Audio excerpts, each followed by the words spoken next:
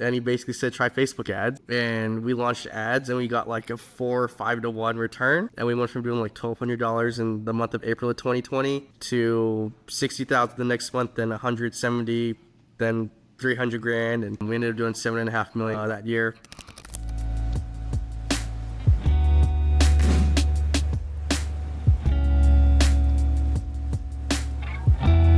What is going on, Replo Familia? Episode number 3, 5, 7, who knows? We're doing a bunch of live podcast recordings at Commerce Roundtable here in San Diego, and I'm joined by the one and only Richie Mashiko. And I just gotta say, before we actually get into this, Richie is genuinely one of my best friends, so this is super fun for me. I'm very excited. Sanjay, love you, brother. Love you too, man. Richie, I'll let you give yourself the intro. Tell the people, tell the world, Right. what you do, what you're about, man. We'll try to give the 2-minute spiel. Let's hear it. All right. So,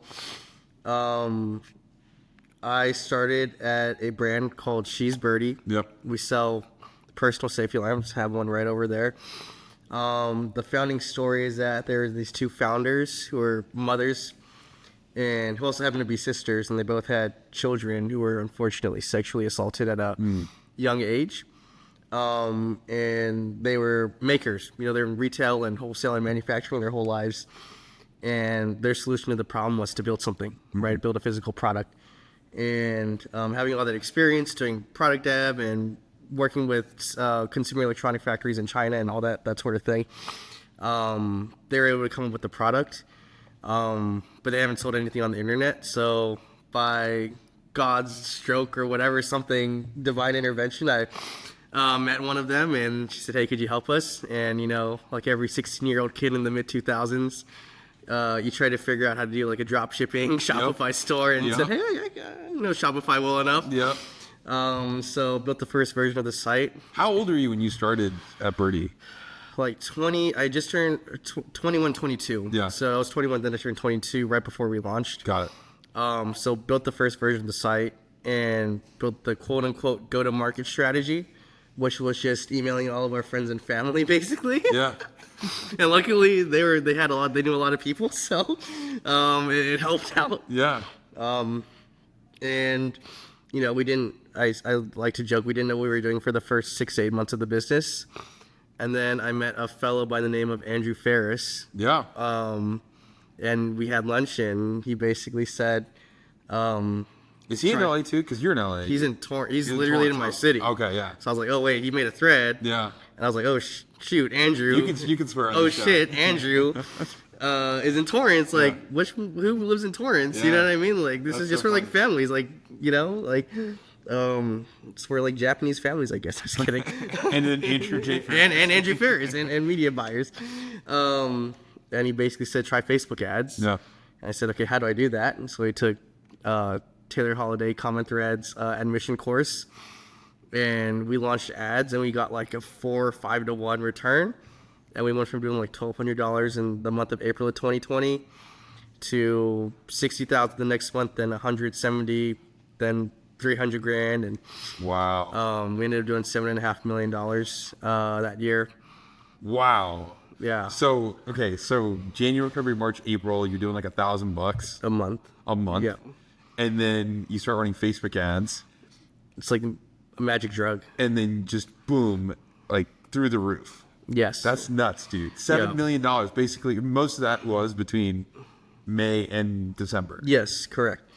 And there's just so many, looking back, there's so many lucky things that happened that I had no part in doing. Sure. Just was kind of in the right place at the right time and kind of knew the right people and knew a lot of smart people, and it just kind of happened. So kind of my story is I eventually just hired out the growth agencies teams and, some of them we worked with and, ended up doing, kind of going toward more the finance end, more the back of the house ops finance role. And that kind of started with building a demand forecast or an inventory plan saying, hey, we are selling a crap ton, which is awesome, but shit, we're going to run out of inventory in 2 weeks. We got to figure something out. So essentially built that turned into a cash flow forecast that turned into, budgeting and, kind of overseeing like that finance, that P&A piece of the business. And you learned this all on the fly. And one of the things I really deeply admire about you, buddy, is that you are very fast at learning. Like you pick things up really quickly. And again, like this finance component, that's not something you necessarily have like a extensive background in, right? Yeah, so I make a joke. We can cut it out if it's not Dude, appropriate. I'll fucking send it, bro. But it's I say it's an Asian thing. You know what I mean? The numbers make sense more to me. I learned very early We'll on leave it in. I love it. that I don't like creative. Yeah. Like I'm like I understand marketing from a high level, but day to day, like evaluating like performance creative and reading copy and ads, I would freaking not it. Yeah. Not it. Yeah. Your business would go to shit if I Sure. was doing that. But numbers and spreadsheets, on the other hand, make Second a little bit nature. more sense to me. There you go. Yeah. Yeah, I got 108% in algebra 1. Oh, okay. So I didn't even know how in you do that. seventh grade. There you go. So Dude, hell yeah.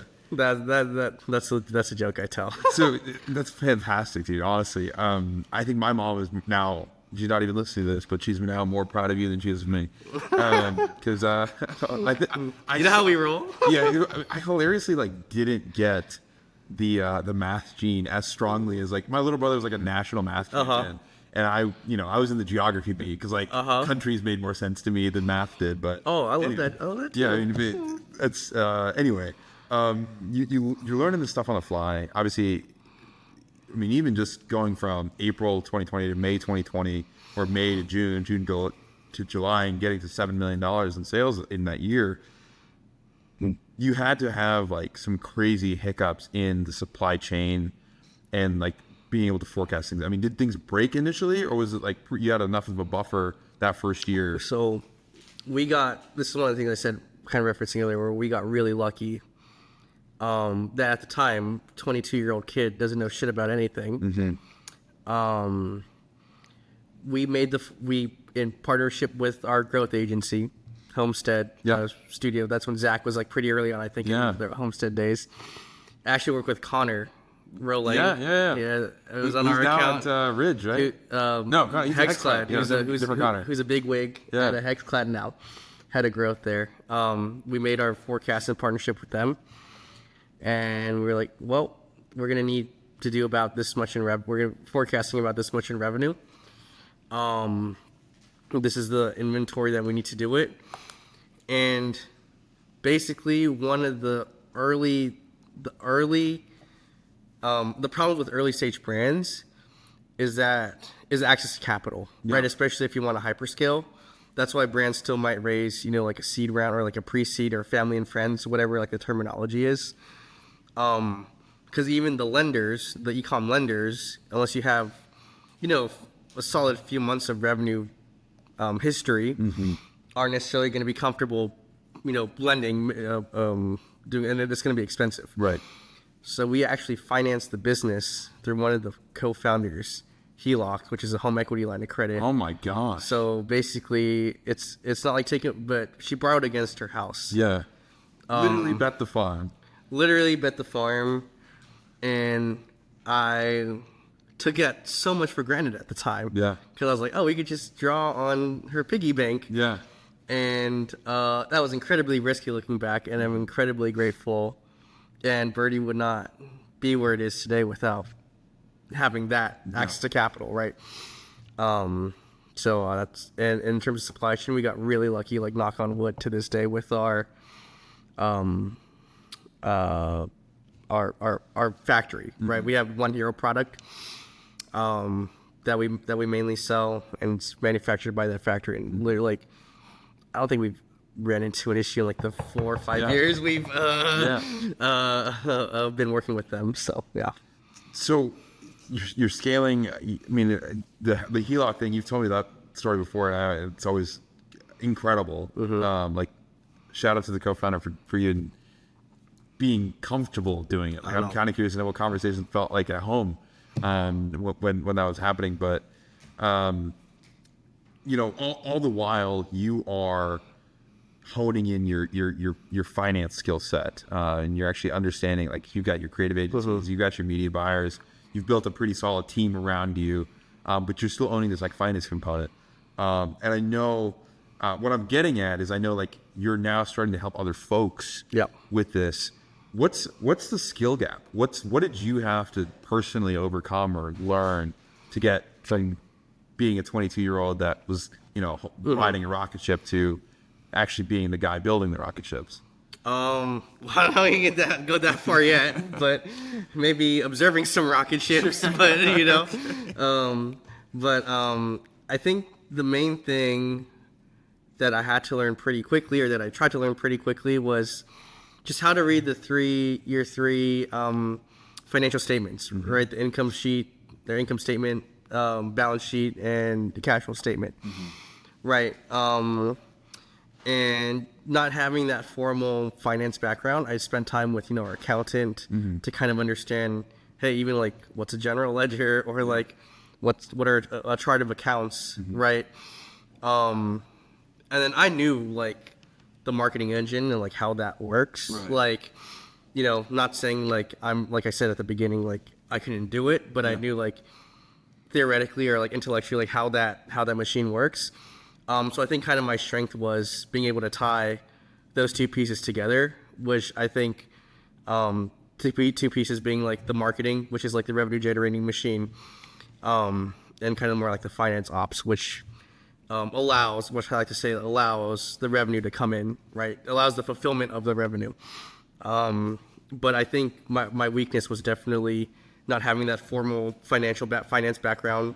Right, didn't work in banking, didn't work at a financial institution, didn't study finance in school. Right. So figuring that out and learning that helped close some gaps, I think. And I'm still learning. You know what I mean? Yeah. For someone who's completely new to the game, where do you recommend people start?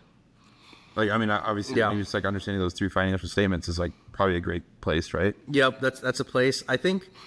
I will say and it's just because like the way that I've learned about this, so I'm obviously like biased. But we were just talking before we even recorded, just saw like Taylor Holiday talk about founder of Common Thread. Yeah. I always tell Taylor whenever I see him, like, I learned so much from ecom from him. He's like sensei, and he doesn't even know he's sensei. You know what I mean? For a lot of people. For a lot of people. Too, man. Like admission, like I just like he's like our Socrates, Aristotle, whatever the hell you want to call him. I say watch a lot of their content because what I've seen actually just working with some brands is that like the pure finance guys, the folks, guys and gals, right? The FP&A folks, or even like the finance folks, and we could talk about this too. I mean, I don't know how deep you want to get, but there's like, kind of like more back office and there's like the planning and analysis piece.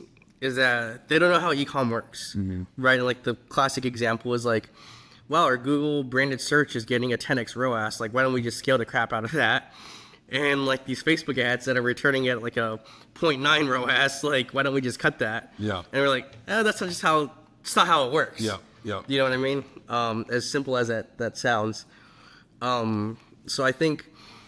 Let me pause really fast. There are probably people listening who don't intrinsically know. Like you and I have these conversations all the time. Why is that not how it works?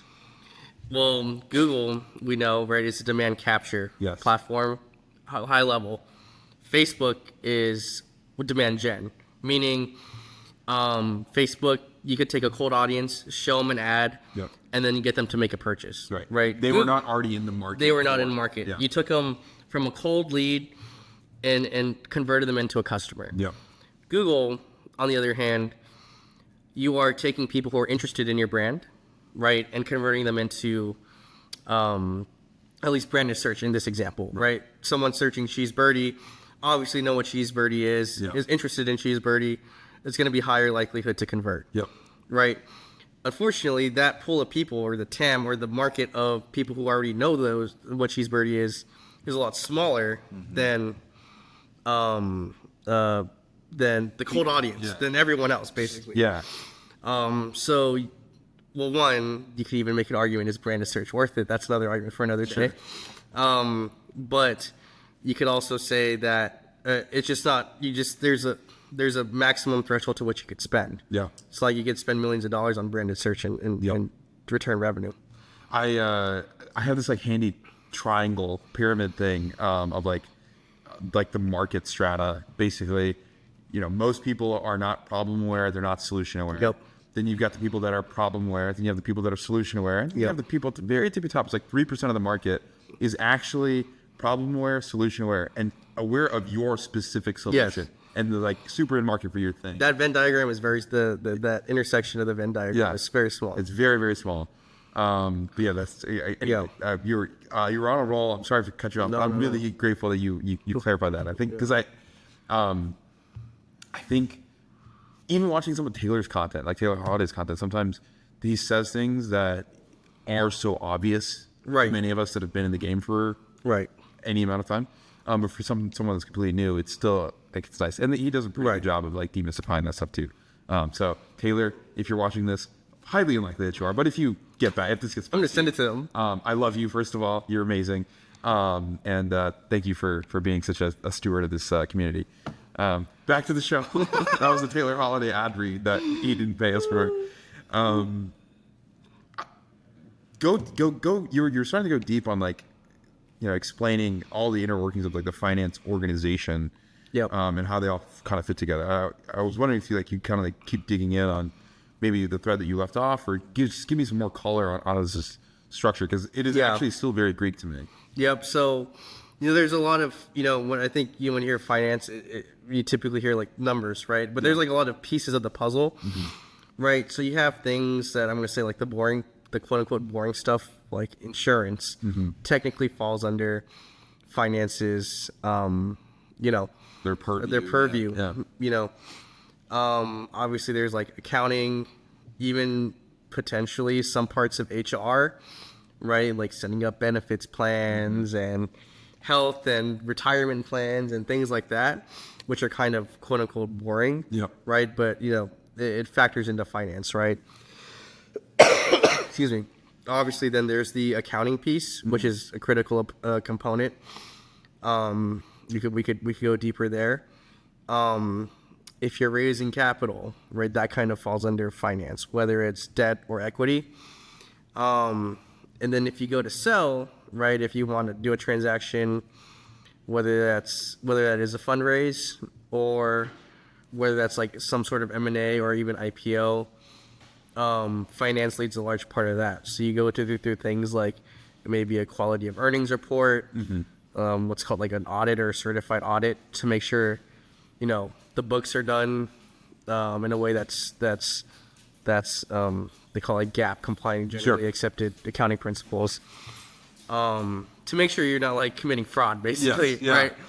Even when you get into the insurance discussion, there's things like there's general liability insurance, then you have these things called directors and officers insurance, keyman insurance. There's like it's pretty like niche nerdy stuff.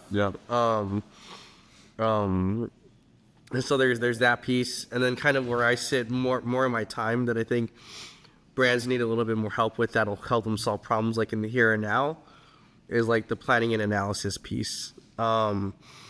So depending on the organization, right, and how complex it is, inventory might fall into that, right? Like if you have not that many SKUs, it's highly unlikely you need to hire someone just to do demand forecasting, right? But yeah, in terms of what the FP&A side looks like, what I kind of say is there's a few stages, right? I think it all starts with the revenue forecast, right? I'd say a revenue forecast turns into an inventory forecast, which turns into a cash forecast. And if you kind of forecast those three things, you kind of have a roadmap of how you're driving the bus in terms of like how you're running your business. So like I said, most of my time has been spent on like the FP&A side, but I've had exposure to, and I do like with the one client that I work with, we went through a restructuring of like their business from an LLC to a C corp. We get into like all tax stuff, and that's another big thing, like sales tax, corporate tax, right? Those are all like functions of like the finance department that that play an important role. One of the most interesting parts about this conversation for me personally is that we spend a lot of time, or at least I spend a lot of time, and the content that we put out is a lot of like, how do we make more revenue? Yeah. How do we make more, conversion rates go up or revenue per session go up or whatever? And even when you were just walking through all of the different types of insurance that a business could have or Yep. should have in many cases, it just made me think most operators have to be missing like big chunks of this, right? Yeah. In your experience, like how maybe not bad, but how widespread is like these gaps? A big problem that I see with brands is they don't have good books, right? And by books, I mean when you do a month-end close, you have, like I said, those 3 financial statements: your income statement or P&L, balance sheet, and cash flow statement. If that data isn't set up correctly, then it's really hard to do good analysis and planning work, right? So I would say one, it's just making sure you have your books done in a competent way. Yeah. And I think one of the hardest parts of accounting in our e-com space, assuming you Shopify and Amazon are figure outable, is inventory. Yeah. Right. Especially like the larger, the brands, get in terms of like their SKU set, right? Yeah. The amount of SKUs that they hold. And if each of those SKUs has a different cost, then inventory accounting could get pretty complex, right? But I've seen books of 9-figure brands that I think are kind of not that great. And you'd be surprised of like I said, books, some brands don't even have insurance, Yeah. which is fine up until when you need it. Yeah. You know what I mean? So yeah, those are like 2 that kind of like stand out high level. And then from where I sit, another big thing is just like the sophistication of like a revenue forecast isn't there. Like not a lot of brands, some people, they just kind of stick their finger up in the air and hope, right? And they say the poker table, clapping is not a strategy. Shamar says that, right? Clapping is not a strategy. Yeah, that's kind of, high level, some things that I find, that I see. I remember when I first like Googled how to make money online, you start to learn about these things and get a couple years into it and you're like, oh, like I just want to make more money next month than I did this month. Yep. And that's like the forecast. Yep. How does, like, I mean, I actually really want curious to know, like, how do you start building a good forecast? What tools are you using typically? Yep. Like, what's your stack? I mean, there's got to be a stack just for this, right? Yeah, so shameless plug. I use Iris Finance. Good dudes. My guys Drew and Alex, who founded that. I'm trying to get at least. We're gonna do a demo. Yeah. We'll show you. We'll see what it's like under the hood. But really, in terms of a revenue forecast, right? And we just do this for like a pretty large brand. Start with, well, obviously you want to break it out by channel, right? And I like to start with like returning customer revenue, right? Returning customer revenue is the most predictable revenue that you have, right? So essentially we build like a cohort model that bases like, hey, if there's 1,000 people that purchased in month 1 or the month 0 they call it, and subsequently month 1, how many percent of the original 1,000 are going to purchase? Yep. And then all the way, you could go as long as you want. Actually, if your customer profile is like still active. Like Coca-Cola's got an infinite timeline essentially. Exactly. And then you build a new customer revenue forecast. I kind of like to base ours off like, what do we think CAC could be? How much do they need to spend? You kind of take seasonality into account in terms of how much you could spend, right? So those are kind of like the more quantitative things that you have probably data on to build. And then on top of that, there's like what I call like the qualitative things. Like, are you launching new product?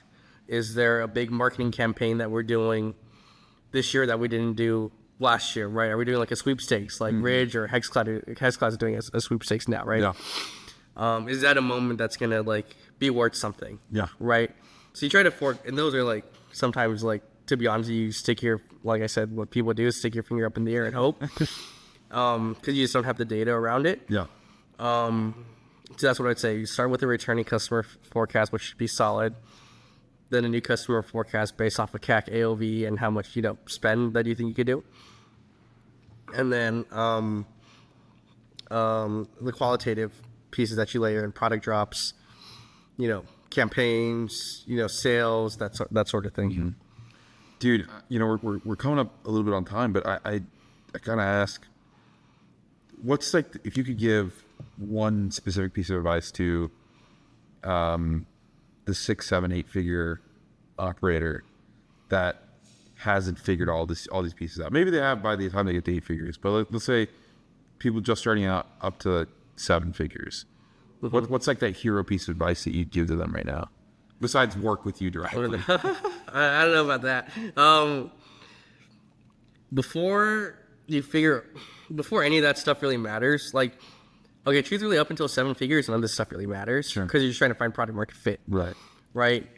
But the one in your attempt to find product market fit from a finance aspect is just to at least model out your unit economics, right? And what that means is, if I sell, Julia was just on, right?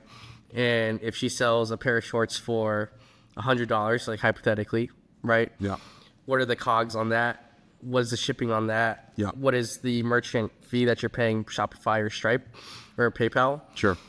And if that variable margin isn't greater than, call it like 60%, or the contribution margin isn't greater than 60%, it's going to be really hard, at least in my opinion, to scale profitably with customer acquisition, right? Just the way that, Meta, this better than ever. That's why everyone works with Replo, right? It's like you got to find efficiencies in our marketing funnel. Yep. Right. But if you're just starting out where you have like 30 points of gross contribution margin, or gross margin, sorry, not contribution margin, gross margin, it's just gonna be hard to win. Sure. So I'll just have decent unit economics. I gave you the calculator. You can send it to everyone and whatnot, and hell yeah, dude. We could do that. Well, I will say selfishly, this has been really fun because, first of all, it's a great opportunity for me to get to hang out with you. But also, like, I also just got to learn a metric fuck ton of shit from you, and I'm so happy about this, dude. Thank you so much for taking some time out of your day. I know we're at a conference, so we pulled you away, and you came out and you gave us some game, and in everything in the show notes, everywhere this is going to get linked out to, there will be all of the resources that Richie has provided us. We'll make sure that gets disseminated so you'll have access to it. Richie, where's like the best place to find you? I know you're on Twitter, but is that the spot? Twitter is still the spot. We're working on the website. There you go. So I'm thinking of the name. So we'll make sure you get it. Richie, brother, thank you so much, man. Sanjay, appreciate you, brother. Let's go. Oh man. All right, we'll catch you on the next one. Take care.